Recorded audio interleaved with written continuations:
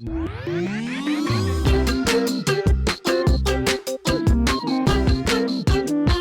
back to Ami's house. We have the pleasure of having with us today the chairman of the Ayn Rand Institute and someone I've been following for a long time, a big intellectual influence of mine, Dr. Yaron Brook. I even got the accent right. Welcome to you got the pronunciation just right. I mean, I know that's rare. Beyond. There's a lot of Yorons, Yarons, a lot of that stuff. I've seen you out there, so you have to tolerate a lot. Okay, I want to start, and I know you start a lot of appearances this way for people who might not be familiar with Ayn Rand's work and her ideas and the philosophies of objectivism. We have a lot to cover and a lot of topics that I want to get to. But if you could summarize for all of us, just in a few words, sentences, the basic ideas and premises of Ayn Rand and her philosophy, as someone who's been prolific in sharing her ideas in the modern world. Sure. I mean, Ayn Rand is probably most well known for being a advocate for capitalism. She believed in real capitalism, laissez-faire capitalism, a separation of state from economics. So the state has no involvement in the economy. She based this really on her view of ethics, which says that the purpose of life is to use your mind, your reason in pursuit of your values. The ultimate goal of is your happiness. So she was an egoist in ethics and believed that the only social system appropriate for people pursuing their own values is freedom, which is capitalism, a system that protects individual rights. And then, she really based all of this on her idea that we are a rational animal, that the means by which we know the world is by using our reason. The world is what it is. It's independent of our consciousness, but our consciousness through reason makes it possible for us to understand the world and reshape it based on our abilities to take the atoms out there and produce new stuff. And again, for all of that, you need capitalism, you need freedom.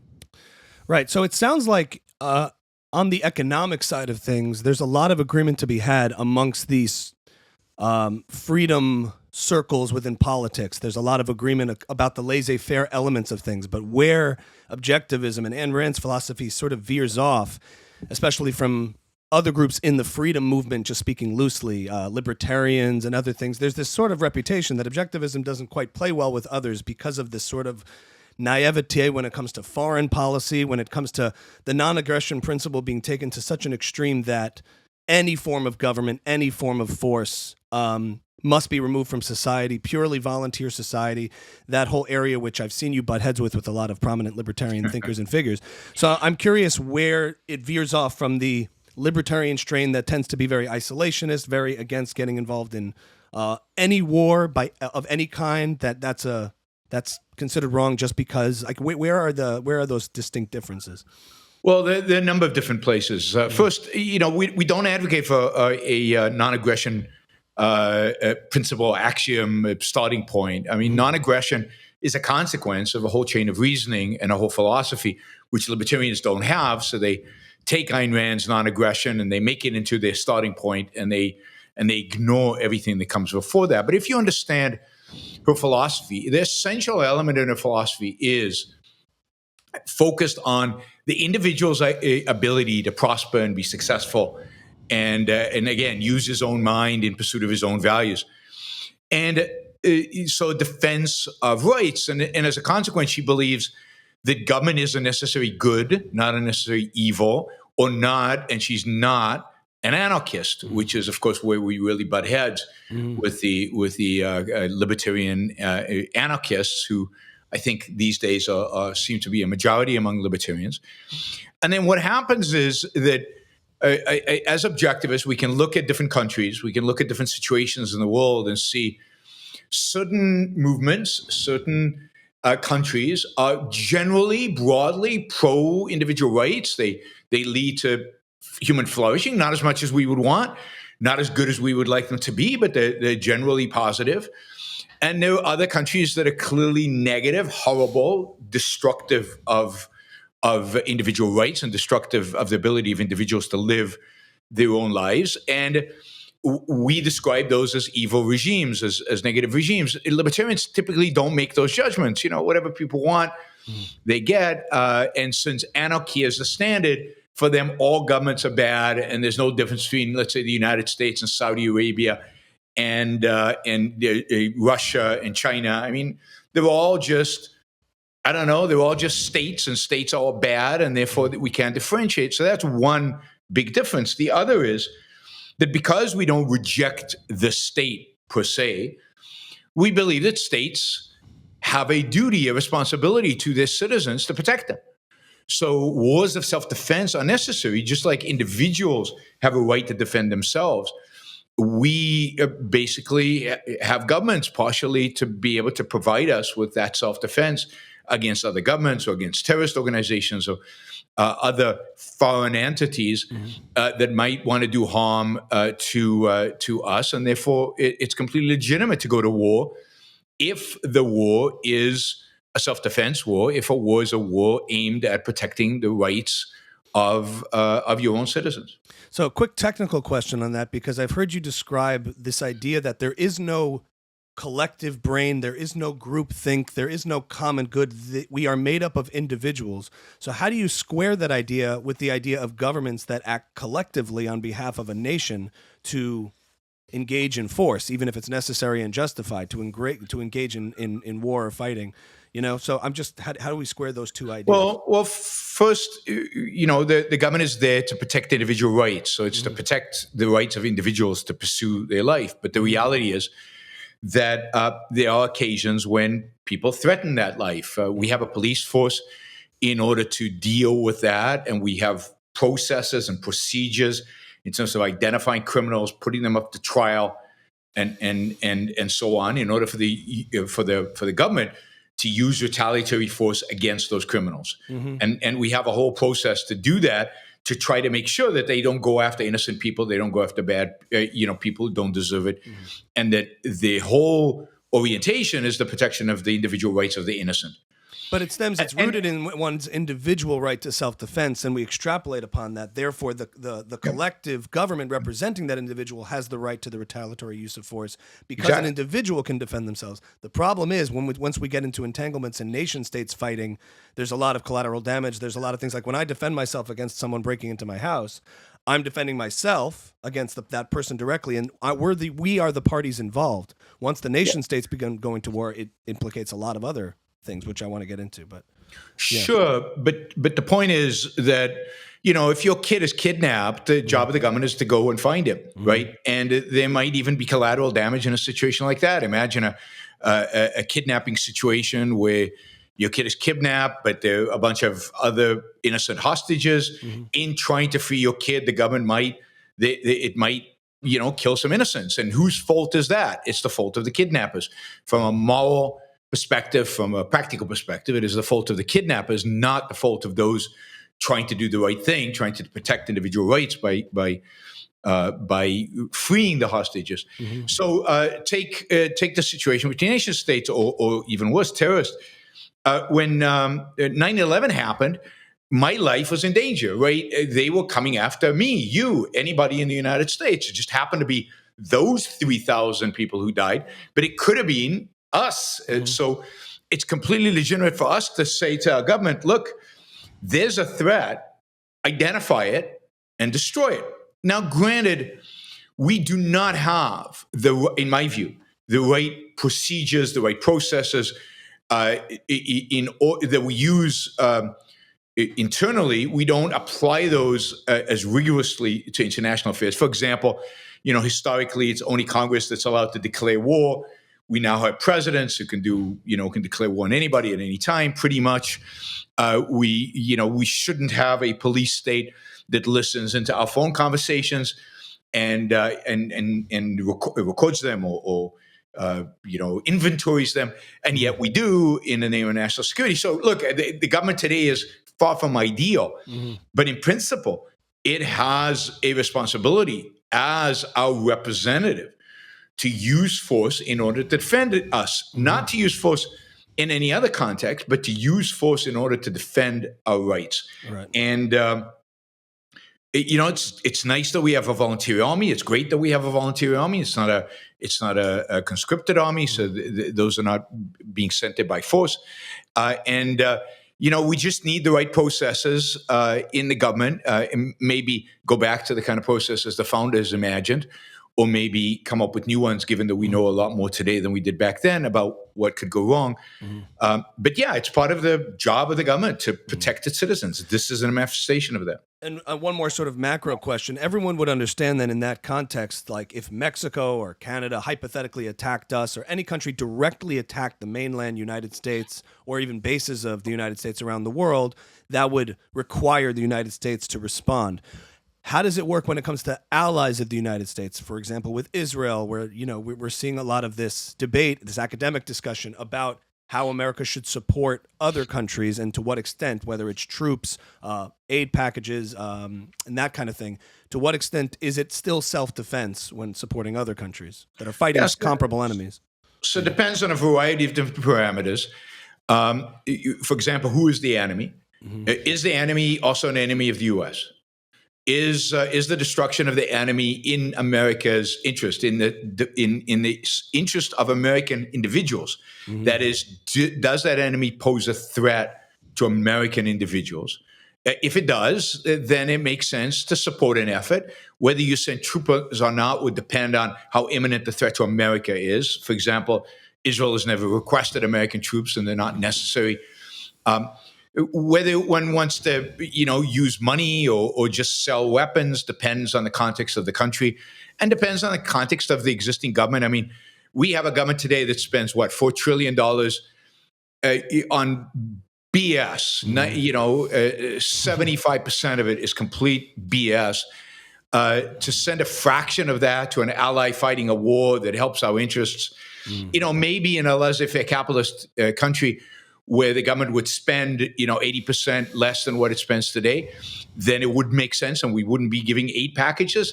But today it's a blimp with regard to the amount of money being spent. It's insignificant.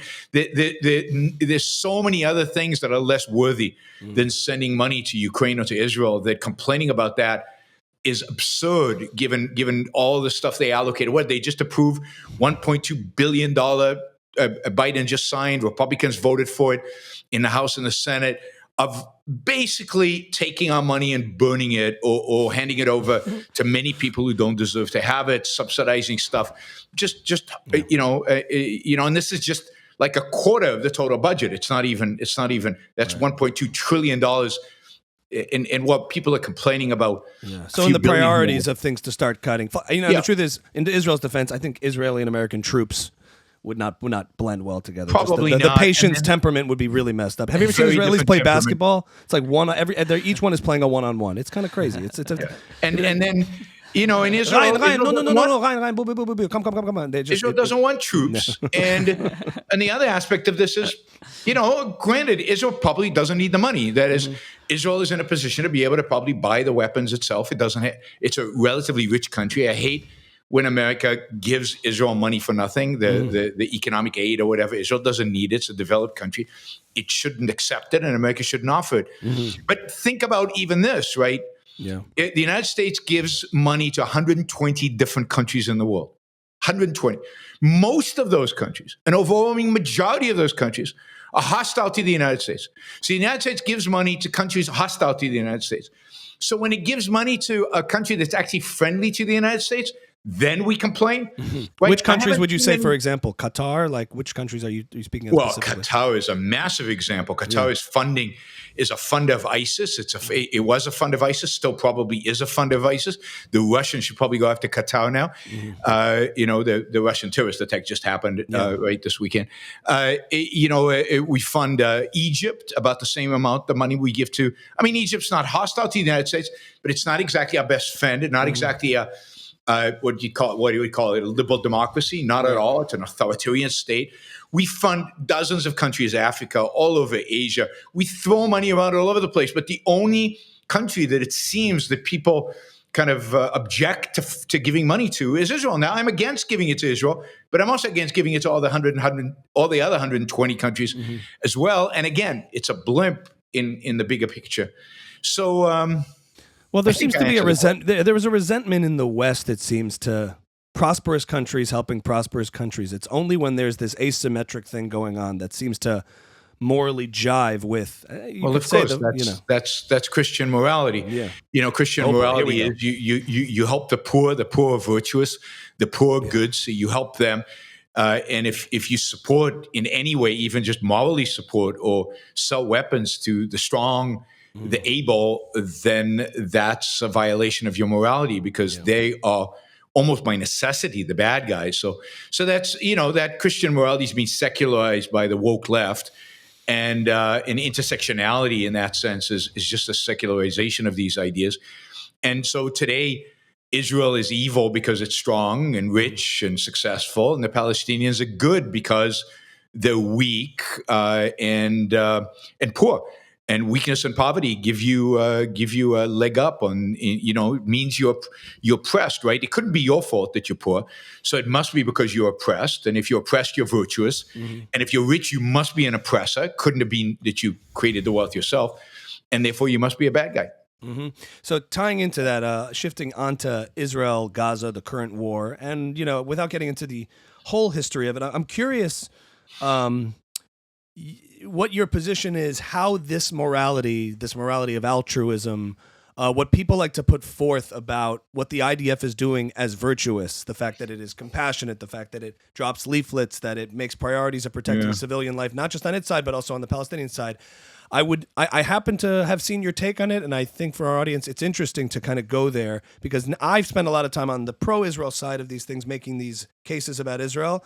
But at the same time, now that we're kind of both on similar in similar positions on defending the IDF as just, to what extent do you think it doing what it does is morally courageous versus morally weak?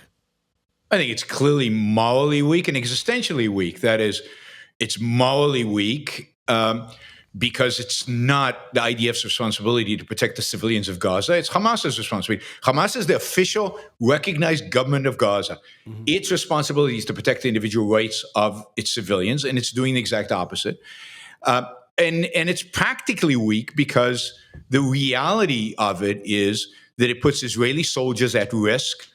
It has created whatever casualties Israel has taken in Gaza, which are amazingly low, but given the kind of combat they engaged in, but still significant. But it places those soldiers at much greater risk.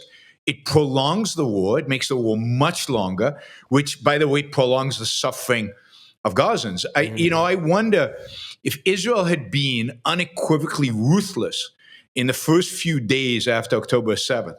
And if the war wouldn't be over by now, and hostages back home or dead, and the leadership of Hamas dead, and it'd be over, and maybe the same number of Palestinians overall in terms of civilians would have been killed. It's not clear to me that you actually save lives, right? If Hiroshima and Nagasaki don't happen, probably more Japanese civilians die, not less, right?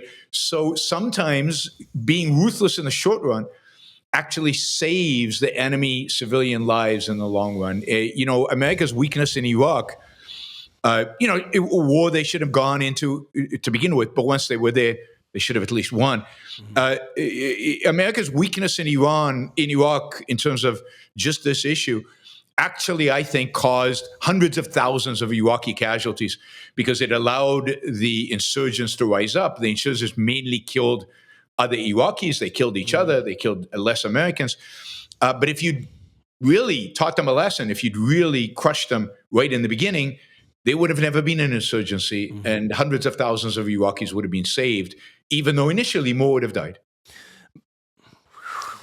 Let's just take all that in for a second. For someone who's a little bit less familiar, that's a pretty. Michael's a Marxist, by the way. I've had him here the whole time, ready to challenge. I'm just kidding. The Fountainhead's my favorite book, actually, but I'm not as familiar with them. I know quite a few Marxists who love the Fountainhead. Oh, interesting. They misunderstand it, but they love it. Oh, wow. That's quite a radical take.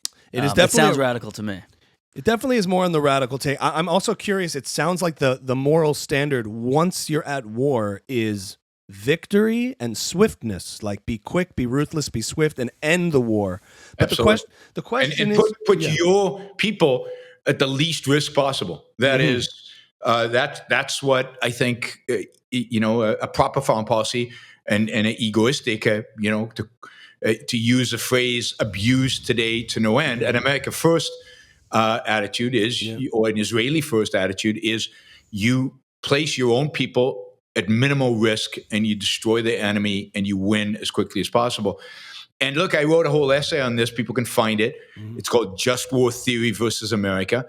It's online. Just War Theory is a theory that was developed over many centuries by Christian theologians, primarily Augustine and then Thomas Aquinas, and then was secularized in the post-World War II by a number of secular philosophers, and it's become the standard guide for America's wars. And as a consequence, you can see directly America has not won a war since World War II. It didn't win Korea, didn't win Vietnam. It really didn't win Iraq. It really didn't win Afghanistan. It can't win a war because it doesn't know how to fight a war. The idea, look, a war is the most barbaric thing human beings can do to one another. It's the most barbaric activity people engage in. And to suddenly say, oh, no, we're going to impose rules on the barbarism only helps the bad guys. It only helps the true barbarians. It only helps the people who start the war to begin with. It doesn't help you win, and it doesn't help you stop, and it doesn't help you in the long run. So getting into the weeds of it, are there then limits to the retaliation in terms of, I don't mean proportionality in the way that MSNBC uses it. I mean in the sense that if a proper response is to win strategically and never compromise your strategic advantage because you put your own citizens and civilians at risk, and that is immoral to do. And by the way, you put at risk future peace. Right. You put at risk true victory, which is peace in the end. There's no accident the Japanese don't hate America. They don't. If you go to Japan, they're very friendly to Americans. It's not an accident Germans don't hate America and England. Well, they don't like speaking English or whatever, from what I hear. They don't like speaking English, but that's a different issue. I know. But Britain flattened Dresden, right? Yeah. They killed hundreds of thousands of people. And the Germans don't resent them for that. So there's a reason for that, because they won. And it forced the Germans to change their attitude and actually establish peace for the longest period in Europe, maybe ever. Does that go to say that does it make the case that all war inherently is ideological and not necessarily or at least in the cases of Europe, Nazi Germany, imperialist Japan, radical Islamic terrorism today, and the is underlying all of this really not geography but ideology? Yeah, it usually. In the modern world, at least, in the post-Enlightenment world, I think the probably post-Westphalian world of nation-states, most wars are either ideological or wars of defining boundaries, right? Defining boundaries. But the Balkan Wars of the 1990s were splitting off and balkanization, creating your own little state and fighting off. But yeah, I think at the end of the day, even that is driven by ideology, an ideology of ethnicity.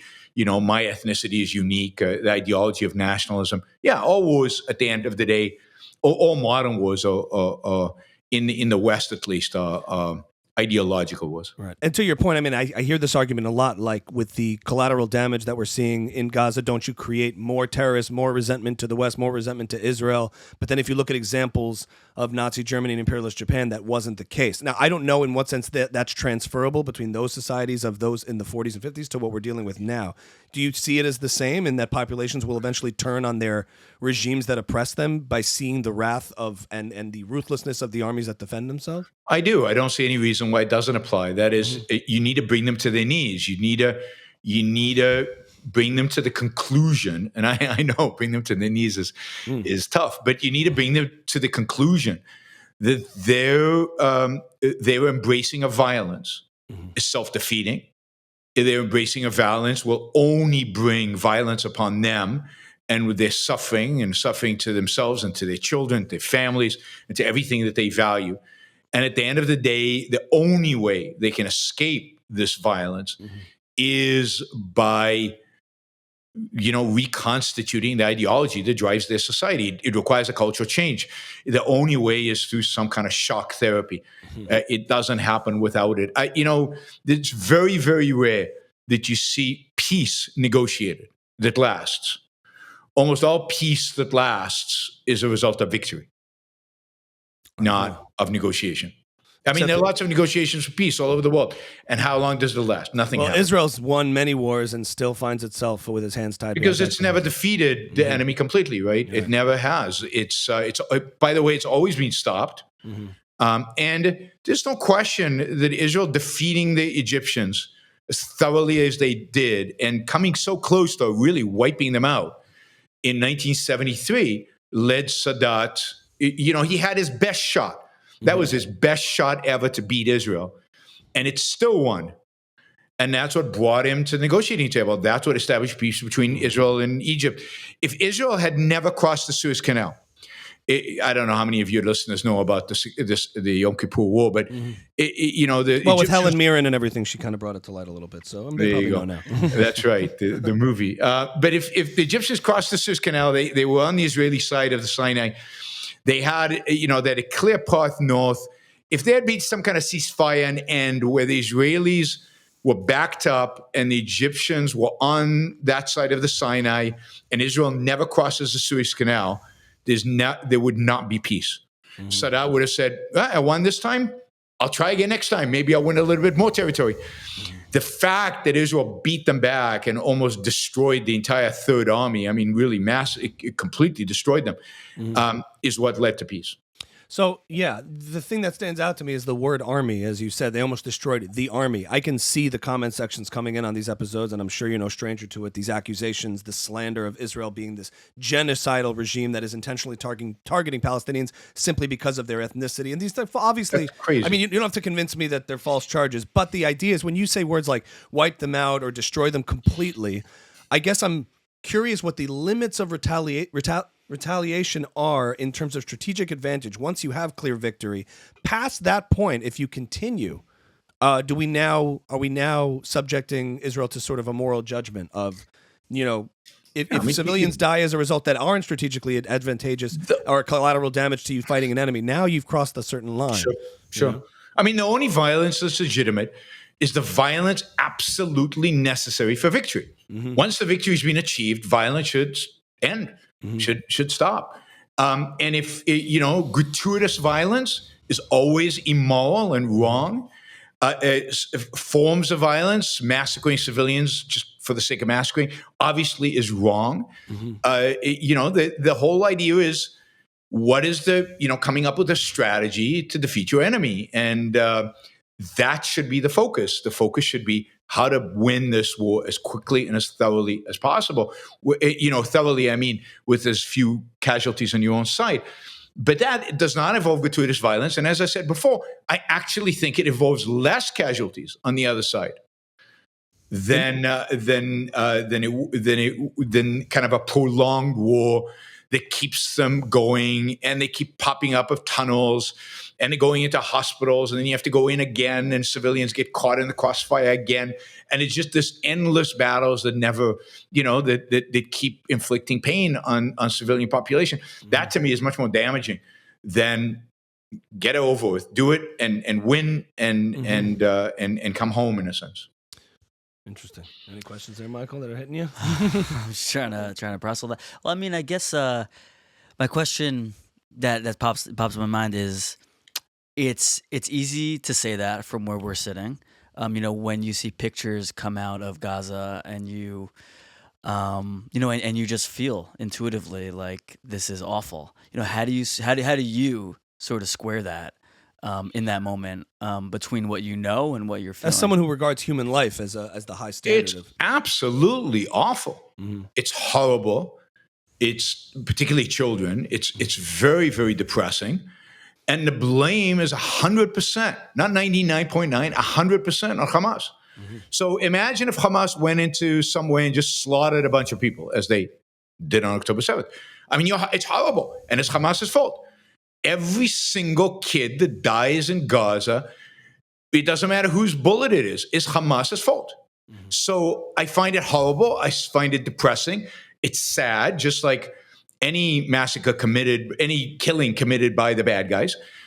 But it's the bad guys. And the only way to stop it, and if you understand, the only way to stop it, not just tomorrow, but the only way to stop it for the next 20 years is to thoroughly destroy Hamas. If you don't, that's fine.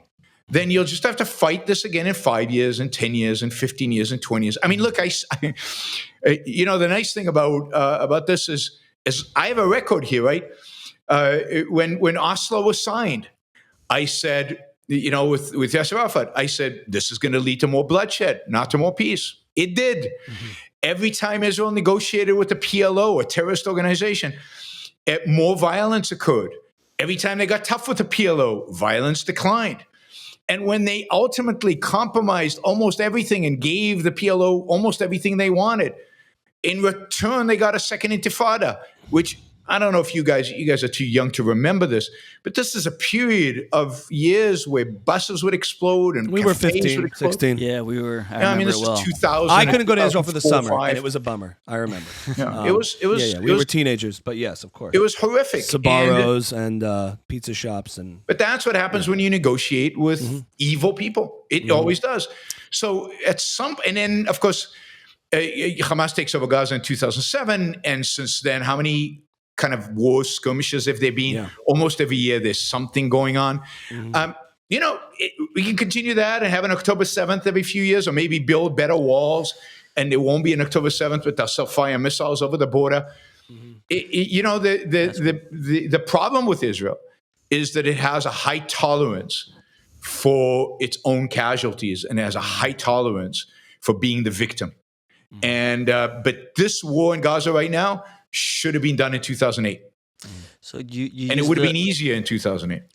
You use the term Hamas took over in 2007. Do you differentiate between governments that don't get voted in democratically and it's the citizens' responsibility to it, and vice versa, and governments that do?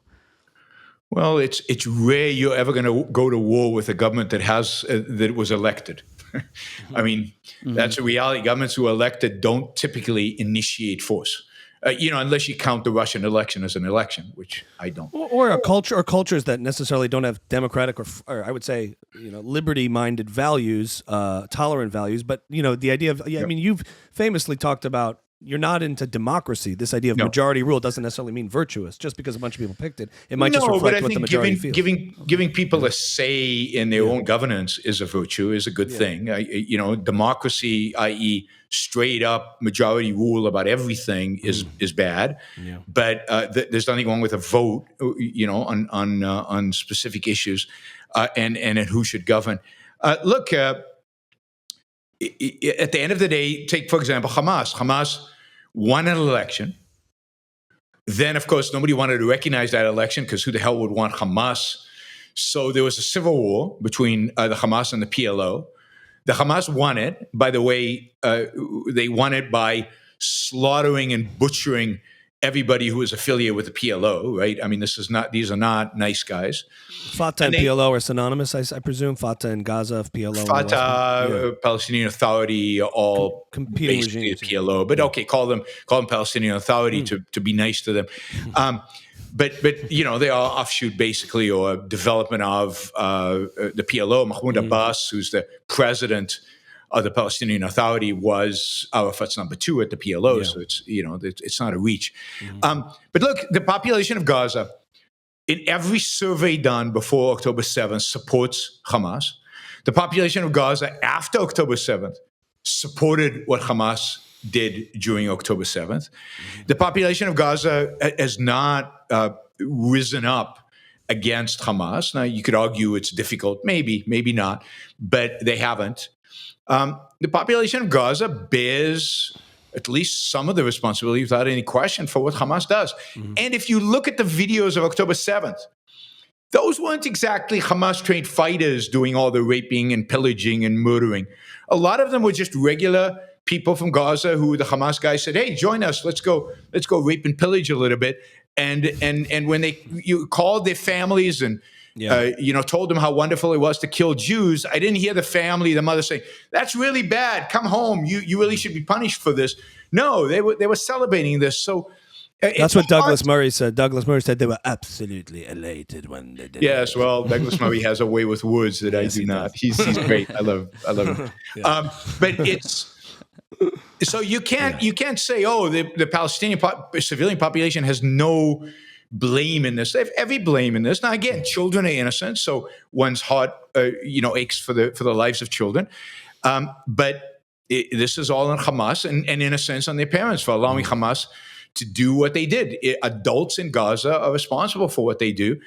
And they have done mostly what they've done is support Hamas. And those who oppose Hamas, those who would like to see a liberty-minded Gaza Strip, I think welcome Israel's attacks and welcome the possibility that maybe after Israel's victory, more liberty-minded people might come to govern Gaza.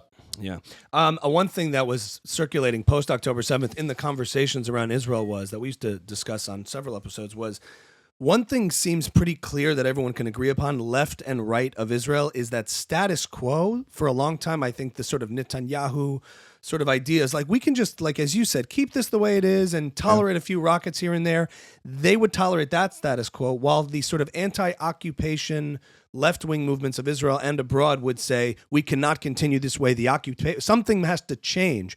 My question to you is, in what sense going forward, is there an ultimate solution for Israel to be fully secure? And that plays into the question of tying into the question of a one-state solution, two-state solution. To what extent is the West Bank and Gaza, should it be part of Israel proper? What do you do about trying this idea of having a Jewish nation state? And to what extent does that square with objectivism as far as nation states based around a character, a Jewish majority? All those kind of questions, because the idea of just leaving this as is leads to more bloodshed. So what do you do? A lot of questions you're asking there. Yeah.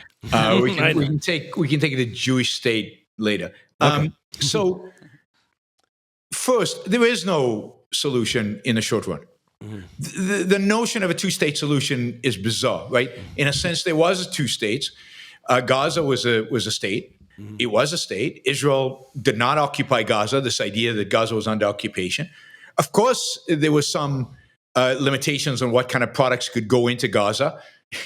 It's a state at war with Israel. Why would and in spite of that, Israel supplied Gaza with electricity, with water, with food, with all kinds of stuff that no other state in human history has supplied its enemy. It's never happened. Gaza didn't spend the billions and billions of dollars they got from the Arab world to build their own water wells and their own desalination plants and their own electricity. None of that was used. It was used to build tunnels and to buy weapons. Right?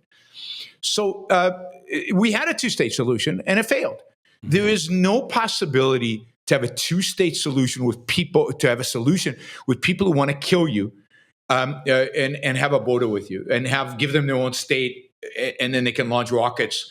And if you do that on the West Bank, then the rockets are 2 minutes from Tel Aviv instead of 10 minutes from Tel Aviv, right? I mean, people don't understand the issue of the distances, but the distances, I mean, at the thinnest point, the Green Line, right, which is the 1967 border, and the Mediterranean Sea is like, what, a 5 to 10 minute drive at the narrowest portion. Imagine October 7th coming in from the West Bank into some of those settlements or into neighborhoods of Tel Aviv. So there is no two-state solution anytime soon. I don't care, in 20 years, sure. But what has to happen between now and 20 years is there has to be a fundamental, deep change in Palestinian culture. That is, they have to stop teaching their kids that suicide bombers are heroes, that killing Jews is a good thing, that driving the Jews into the sea or sending them back to Europe or whatever is the solution. And by the way, this is a majority of the Palestinians believe that there's only one state solution. It's an Arab state, and Jews should be eradicated, eliminated, or thrown out. That's what they believe. A significant majority of them. Poll after poll shows this. Palestinians still, hold on to a culture of barbarism, a culture that is barbaric. It's not a culture of liberty. It's not a culture of freedom. It's not a culture of individualism. It's not a culture that respects human life or respects individual life. It doesn't respect their own people's lives. It doesn't respect their own individualism. You don't want to be in the West Bank and disagree with Hamas or the Palestinian authorities. There is no freedom of speech in the West Bank, in this Palestinian state. So That has to change.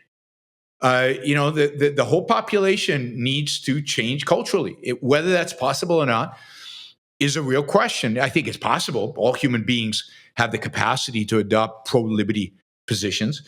And I'm not talking here about pro-liberty, i.e. objectivist. I'm just talking about basic, I used liberal democracy before, basic, European, American, fundamental values, watered down as much as they are, from the founding or from the values I uphold.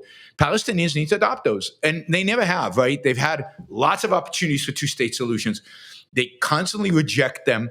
And they reject them because what would they do with the state? And the state would be an authoritarian state that was horrible to its own citizens and would be committed to destroying Israel. So if the Palestinians achieve an acceptance of the existence of the state of Israel, if the Palestinians are dedicated to a relatively free state, if they are committed to changing their textbooks and getting rid of all the stuff about shaheeds and suicide bombers and the virtues of killing Jews, then sure, a two-state solution would be amazing. Of course, once they become fully kind of pro-free, pro-liberty, then a one-state solution is fine as well, from my perspective. So yeah, on that front, even you're saying population, the majority, Jewish minority aside, that doesn't concern you. The case that is often made about the existence of Israel as a secure Jewish state that does protect the minorities within it, but still maintains a Jewish majority for the sake of protection of Jews worldwide. Does that not concern you? No, I think Israel's unique, and I get into trouble all the time about this. I think Israel's unique because anti-Semitism is unique. That is, anti-Semitism seems to be around always. It seems to be everywhere. It seems to be prevalent. It doesn't matter if those of us born Jews try to assimilate completely or not. They come after us. They hate us and they want to kill us. If Jews could assimilate, I'd be for assimilation. But the reality is that, as Herzl discovered during the Dreyfus trial, the Jews can't assimilate. That is, even in America, look at what's happening right now with the anti-Semitism rising up. Yeah. And of course, anti-Semitism existed even back then, because that's why, people don't know this, but before World War II, as Jews were escaping the Nazis, America wouldn't let them in. After World War II, they'd seen, there were hundreds of thousands of survivors of the camps, of the concentration camps. And America wouldn't let them in, right? They wanted to come to America, and literally they voted on it in Congress. Truman wanted them in. Congress voted not to allow Jews in. So you could argue anti-Semitism is everywhere, even in the face of the Holocaust. Anti-Semitism is everywhere. There needs to be a place on the planet where Jews can go to no matter what. So the right of aliyah, the right of emigration into Israel by Jews should be sustained no matter what one-state, two-state solution is adopted. And that needs to be secured and guaranteed in a constitution. But if you do that, once that's done and once that's protected and we're convinced that it won't be changed ever, then I don't care if it's a one-state or two-state solution. Do you get in trouble in objectivist circles for saying that, or do you get in trouble in other circles for saying that? Like, where does the pushback come from? Because it seems like it's the objectivist exception, because anti-Semitism is such a unique hatred, such a unique evil, that while obviously nation states, America, people take for granted, is unique. It's the melting pot of, doesn't have a central character, doesn't have a central identity other than immigrants from around the world that make it. It does have a central character and identity. That's what it makes America America. It's central character and central identity. Not based on an ethnicity or anything. No, but it's the founding fathers. It's an idea. Right. America is a unique country. Yes. And it was founded on an idea, and that makes it, I think, the greatest country ever. But I agree with you. So, but as that, it doesn't apply necessarily to these other countries around the world that all have common, more based around central identities or ethnicities or religions.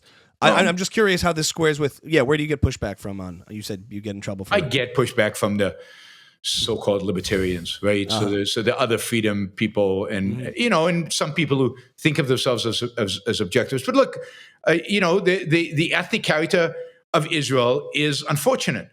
And in an ideal world, I would be against it. But we don't live in an ideal world. And one of the things we have to recognize is that we don't. And you have to, you don't say, okay, I don't live in an ideal world, but I'm going to live out my ideals, even if it means I'm killed, right? So I'm a Jew. I'm going to sacrifice myself for the sake of some ideal world. That would be bizarre. Jews need to do what's necessary in order to stay alive. And if that requires a state, and I think it does, then they need a state. And as long as that state is free, as long as that state treats all its citizens equally, and it can have all kinds of different immigration policies. I prefer more open than closed, but it should have clearly that for Jews, the border is open. I mean, there happens to be a fair amount of Israelis at the Ayn Rand Institute. I mean, I don't know. There's you, Elon. There's a bunch of people. I don't know. Yeah, a lot. Always have been. Right.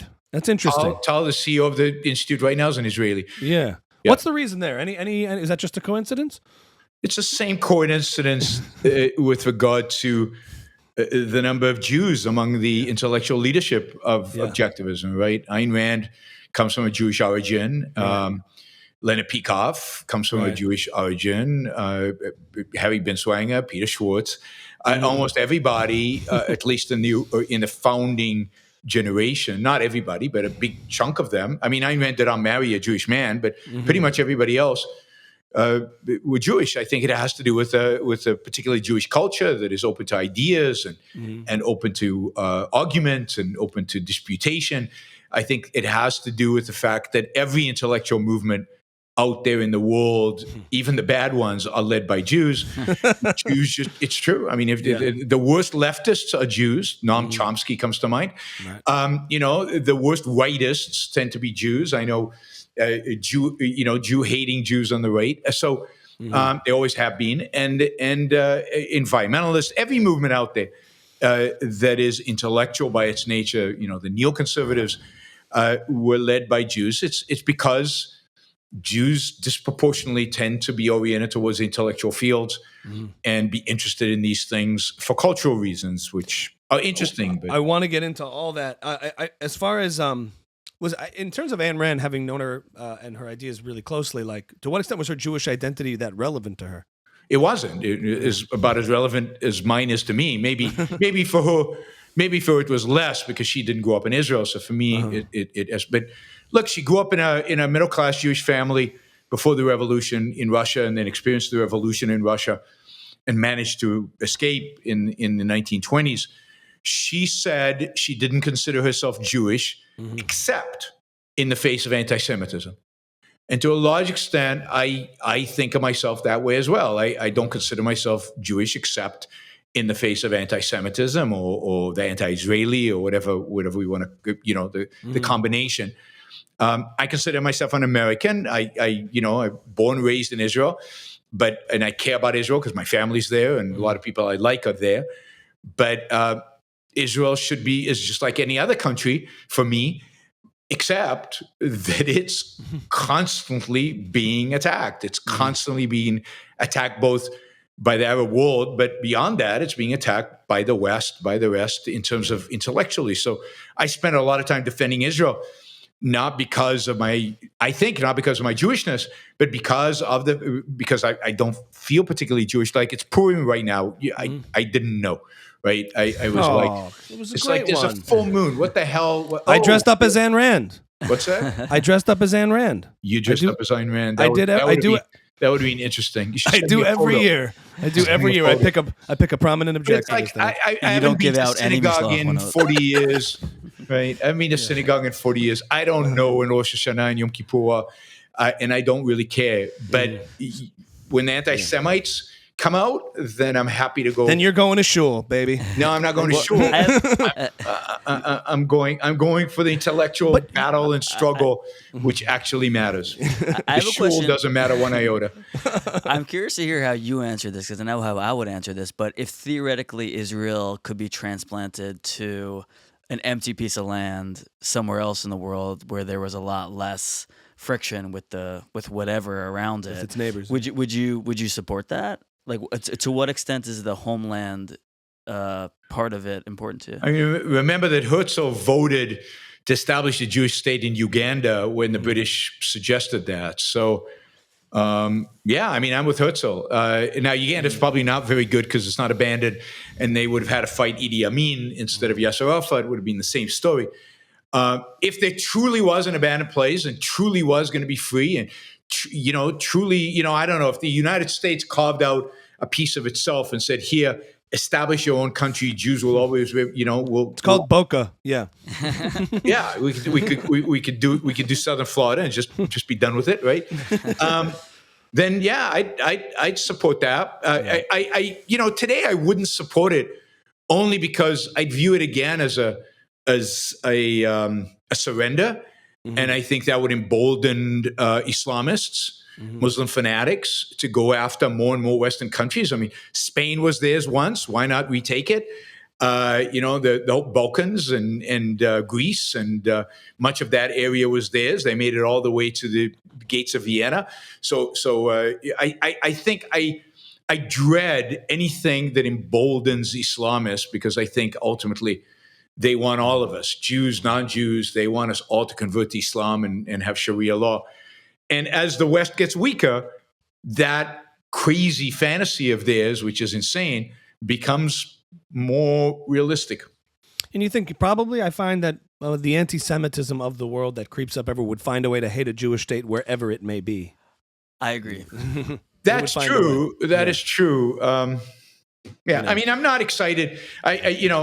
Israel's got a great place. It's got a great country. It just needs to subdue its neighbors and get on with living. I mean, if anybody's been to Israel, if you haven't been to Israel, it's really hard to judge Israel. But Israel's an incredibly prosperous place. It's an exciting place, a dynamic place.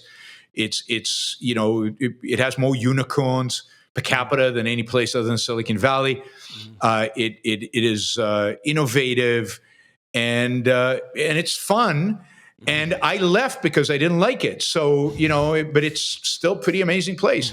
And the nice thing about Israel is if you're just a little different than everybody else, they don't treat you horribly. Tel Aviv is like the gate capital of the Middle East or even Europe. It's just a pretty, not as free as I would want, but a pretty free, dynamic, cool culture. And people should go visit. People should go experience it. I'm back to just a quick question on, so in terms of solutions going forward in 20 years from now, how do you feel about this idea that if Israel's not going to take decisive action, but people use this claim about the settlements, which I consider a marginal issue, not a fundamental issue, but these like sort of half-assed attempts to say like, we'll say one thing and we'll do another thing. I don't know to what extent that's true because I know policies in Israel in terms of to get approval to build somewhere actually goes through a lot of bureaucracy. Israel is not just expanding whenever it feels like it. But I feel like to what extent is it destructive to Israel and self-defeating to not have a clear decision here? Like if you're going to say this is, and if you're going to cede the territory and concede that this is disputed territory and then still continue to sort of have this gray solution, that's just going to lead to more instability. It's horrible. I mean, the solution should be Israel should reoccupy the entire West Bank and Gaza for 20 years, help re-educate the population, and then talk about a two-state solution. But so it should have a clear strategic agenda, a clear strategic path to go into the future, returning to the status quo, which is what they're going to do. We all know they're going to do that. They'll change it a little, mix it up a little bit. There'll be some international force in Gaza. Maybe the Saudis will be there. Maybe the Egyptians. I don't know. But it's just suicidal. It's guaranteeing more violence in the distant future. But it buys Israel time, and I think the Israelis will go for it. So they'll get 10 years of relative peace on the Gaza front, and not clear what will happen on the West Bank with it. Look at until radicals fill that vacuum or something. Yeah, the whole settlement thing is a joke. I mean, there are problems with the settlements. I don't want to, and some of the settlements are completely illegitimate. It should be broken up. But look, Israel has dismantled settlements in the past. Yeah. They did it in the Sinai, right? I mean, I remember I used to hike in the Sinai. I used to go along the Red Sea, some of the best snorkeling in the world. When I was a teenager, we used to go in the Sinai all the time, and there were Israeli settlements in the Sinai. And when they cut a peace deal with the Egyptians, they literally evacuated. There was a city, Amit, right? A little town, a real town. And they evacuated everything, and they brought everything back to Israel, and they gave it all to Egypt. And then when they left Gaza in 2005, there were settlements in Gaza, and they completely evacuated. They literally had to use force and violence to drag the settlers out of their homes, people who had invested a significant amount of their time and effort and livelihood, and they moved them out of there. So it's a red herring to say that the problem there is settlements. If the Palestinians were truly, first of all, look, if the Palestinians really wanted peace and prosperity, they would love the settlements. They would say, we want more Jews in the West Bank. These Jews, they bring capital, they bring expertise, they bring factories and jobs.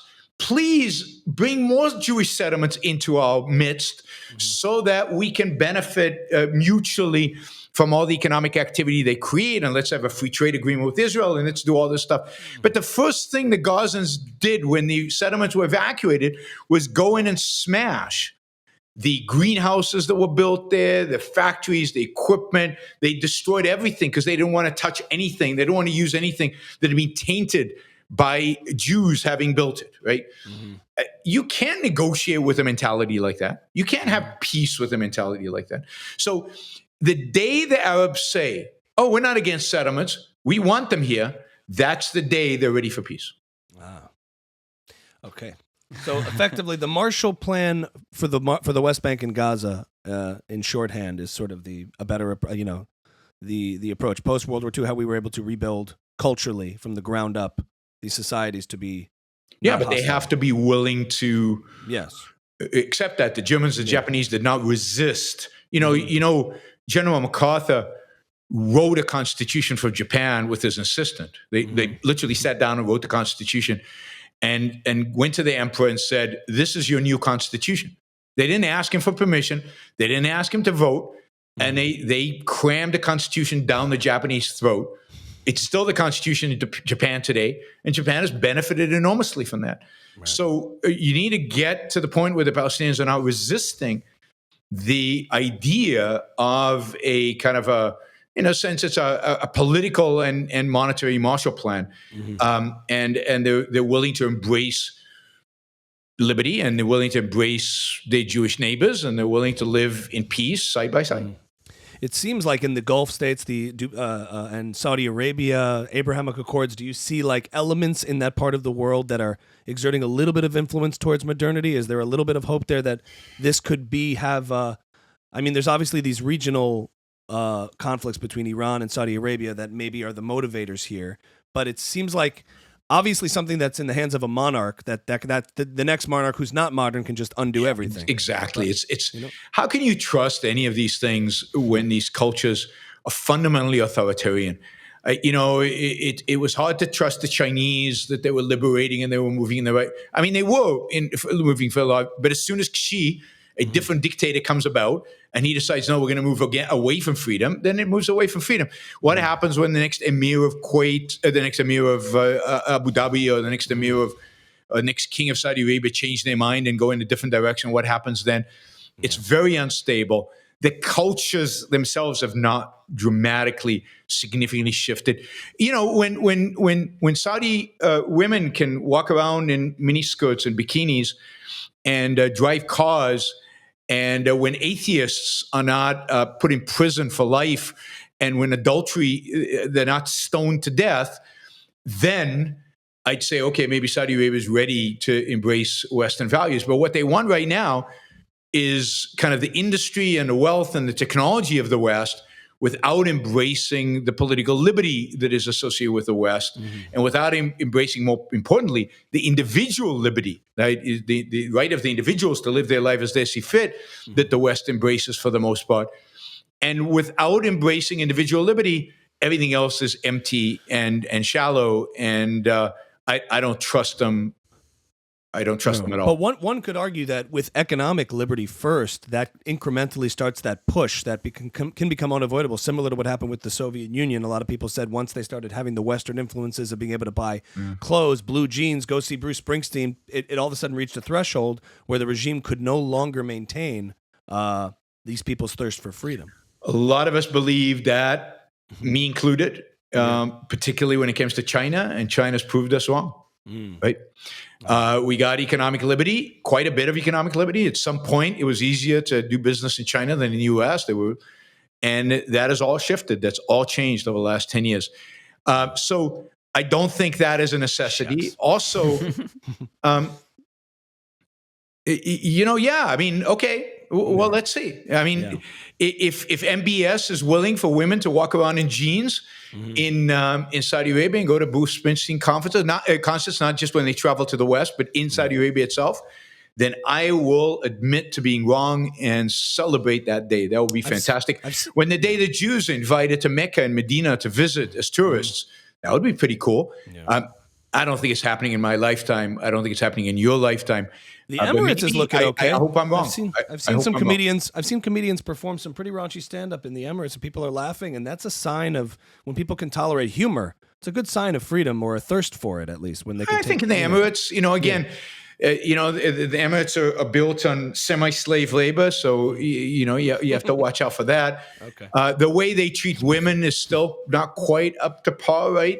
So maybe European women can walk around there and be European, but their own women are not exactly treated well. But yes, I mean, I hope that's right. I hope change is really happening in these places. Yeah. I'm just not yet convinced. I'm also, but I hope I'm wrong. I definitely hope I'm wrong. I want freedom, relative freedom, not even the full freedom that I advocate for. I want relative freedom to blossom around the world, particularly in the Middle East, because that will obviously change the entire dynamics of the Israeli-Palestinian. I mean, look, here's the reality, right? The reality is that when the Arab Spring happened, what was it now, 13 years ago, when the Arab Spring happened, and a lot of us were optimistic here. They were rising up. They were using tech to coordinate this, and this was a real change in the Arab world. The reality is that the change they wanted was to get rid of authoritarian government and replace it with Islamic government, right? I mean, who got elected in Egypt once you had a fair election? The Muslim Brotherhood. Not a friend of individualism or individual liberty or individual, and that is true in many of the places around the Middle East, that the worst elements got elected. It's happened in Algeria, it's happened elsewhere. So I think there's still a long way to go before the Arab world embraces what I think is the most important, which is individual liberty, is treating people as individuals and everything that implies. Yeah. I guess on this last segment here, we'll wrap up here. But what do you make of sort of the new elements that are ascendant or that have existed before, but are sort of back in the America First movement of the United States domestically, where it used to sort of be where the more progressive you got, you would see a hostility to Israel.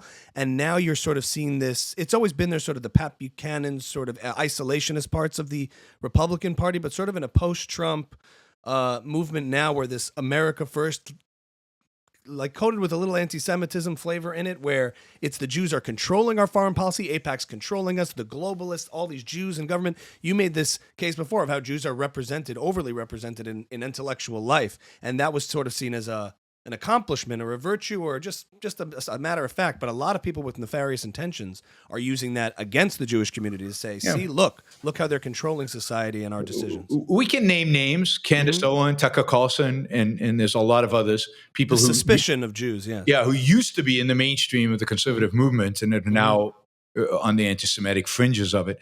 I mean, it's almost inevitable that the more irrational a culture becomes. And look, when Donald Trump was elected, this was inevitable. He is the bringer of irrationality to American politics, the bringer of chaos, the bringer of chaos, right? I mean, bringer of irrationality. That's what I am. It's good. There's a fantasy novel there to be written. He destroyed the Republican Party. The Republican Party is not the same party at all than it was 8 years ago, and it's much, much worse. It's certainly much, much worse on Israel, on Ukraine, on American foreign policy. Not that it was great before that, but now it's much worse. And it's bad on not wanting to free up the economy. It's bad on entitlements. It's bad on all the things that it should be good on. So it's not good on anything, right? The new Republican Party. it used to be the Republicans were at least a decent opposition party.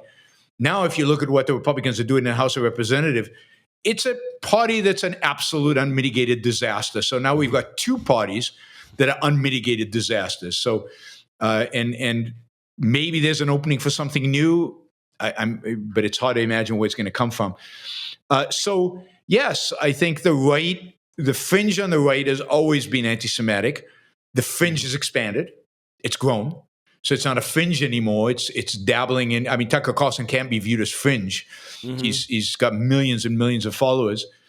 And of course, the left has gotten much, much worse in terms of its anti-Semitism. Mm-hmm. And it's not the fringe in the left anymore. It's basically half of young people in America, hate Israel. So, on both sides, Israel and Jews more broadly are in trouble. And I don't see how this gets better because I don't think the right is going to get better. The only reason anti-Semitism hasn't become full-fledged policy on the right is because evangelicals, for bizarre, irrational, ridiculous reasons, love Israel. And Donald Trump. You're making no friends, Yaron. Donald Trump needs the evangelical vote. I never make friends. I hate you too. I hate you too. You're bad. You're bad. You settlement. Overrated friends. Friends. I'm kidding. A real individualist. Now. I love friends, but I want my friends to share my values, not to be my enemies. Do you think the term anti-Semitism, especially as coming off of the woke BLM anti-racist elements of our culture, gets thrown around too much so that when we do see it, it can be very hard to identify because it now becomes an excuse to cover for everything? I had a conversation with Candace Owens a few months ago, post-October 7th. We spoke for about an hour. And a lot of what was revealed to me was that there was just simply a lot of lack of knowledge and ignorance to the issues that got confused and muddled, and she associated this charge of anti-Semitism with a sort of leftist cancel culture element. And I had to say, you're drawing the wrong conclusions here. That just because there's been a lot of elements on our side of that call out racism where it doesn't exist doesn't mean when we do see it, when it does exist, you don't call it out. I mean, this confusion about free speech and cancel culture. And now you're seeing there's been a lot of activity at the Daily Wire and drama and whatnot. But I mean, since your conversation with Candace, obviously her views did not change, and she didn't moderate them. She didn't rethink a position or consider it in great depth, obviously, because she's become worse with time, not better. We'll do a round two. We'll do a round two. I mean, I don't know if Candace explicitly thinks in her mind Jews are horrible people. They should all be, wiped out. I don't think she holds that.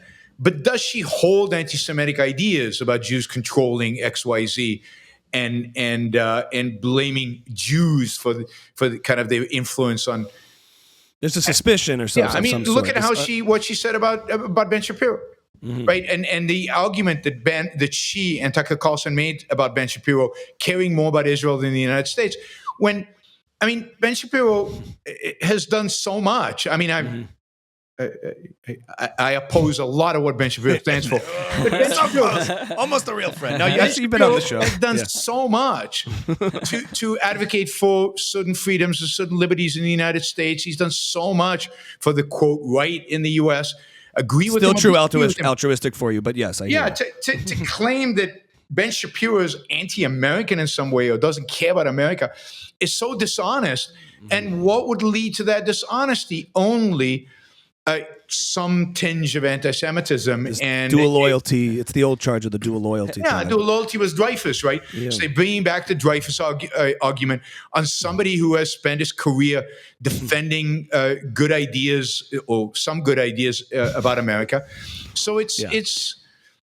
I mean, one has to wonder horrible. What's motivating it. Yeah. Are they anti-Semitic? Yeah. Even, a lot of people are anti-Semitic without knowing it. A lot of people hold anti-Semitic ideas without completely hating all Jews and, again, wanting to be Nazis. I'm not feed into a general, either they might not hold the view in their heart, but they embolden those ideas that create suspicion about the Jew or Jews. Yeah. Or certainly embolden anti-Semites out there who are suspicious of Jewish control or influence. Yes. And some of them, like Candace Owens, just, if I can say so, just don't think. They don't use that gray matter.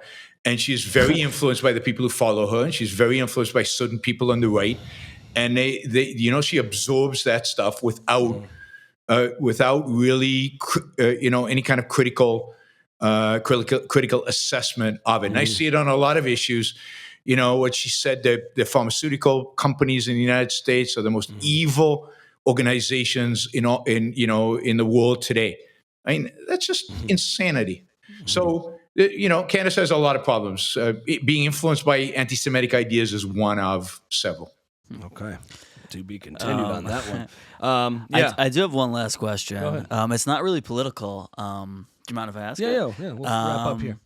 It's pretty rare to find someone who has values and principles and then actually like lives by them. And you're a pretty striking example of that. I'm wondering, I think I would love to do a lot of stuff. I believe in a lot of stuff, and then I just get up and do the same thing I did yesterday. Do you have any advice for someone who's like having trouble, like, I really don't believe in this thing. I'd really like to leave my job or work for an institution that is more in line with what I feel, with what I think, but can't seem to do it. Do you have any advice for them? Sure. I have a whole series on my podcast called Yaron's Rules for Life, inspired by Jordan. Jordan. Well, I should copyright that so I can get some royalties. You should. You should have copyrighted it. Didn't get it. Anyway, so there is the Yaron's Rules for Life, which is, 20 episodes where I cover a lot of this stuff. But look, first you have to make sure that the values you have are the right values. They're rational, they're pro-life, they're pro-happiness, the good ones. And then you have to commit yourself to following them. And you see, the beauty of objectivism, of Ayn Rand's ideas, is that the values are actually, the moral is the practical. If you live up to your morality, you will also be happy and successful and I think self-fulfilled. And, this frustration that you feel comes from the fact that you're not living up to those values. So one, are the values the right values? And B, why aren't you living up to them? Are you not convinced that you will benefit from them? You convince yourself, life is going to be better if I do these things. And then just do it, right? There is a certain issue of just willing yourself to do it. And that can be hard, but incredibly rewarding. And once you do it once, becomes much easier over time because you reinforce it. You get positive feedback. Do you think that objectivist ideas and the approach to communicating those ideas could benefit from a little bit more of the emotional components? Because, facts don't care about your feelings, the famous Ben Shapiro line, but I think feelings process facts. I mean, the way people understand things is through stories, is through emotional resonance in order to connect with certain things. That's a funny statement about a philosophy that came into the world through two novels, through two stories, filled with emotion, filled with characters, filled with real life. But no children. What's that? No children, though, people have said. No, but I'm saying in the modern day, do I get credit for having children? It's a silly question because so she wrote a novel and there are no children in the novel. The novel isn't supposed to cover every aspect of human life in great detail. And she didn't have children, so she didn't write about children. So what? It's not, she didn't make a statement about, people who have children. Bad on you. No, I'm not saying that. I'm saying how it applies in regular life to connect to people sort of where they're at. I'm just joking because people have said like there's no children in the novel. Somebody should write a novel from an objectivist perspective about a family. Yeah. But it has to be heroic. It has to be dramatic. It has to be, it can't just be a naturalistic description of family. But look, absolutely, emotions have a role. Stories have a role. And stories are important. I'm a pretty passionate guy, so it's not like I'm emotionless. I think I don't come across as a robot, do I? But I also believe that sometimes in cases like what we're living through today, a little bit of cognitive dissonance for people is good. So saying things that cause people to go, "Whoa, did he just say that?" is maybe a way to shock them out of the complacency and shock them out of the grayness of the intellectual debate today, which I think is pretty gray. And it's pretty, everybody basically agrees on ethics.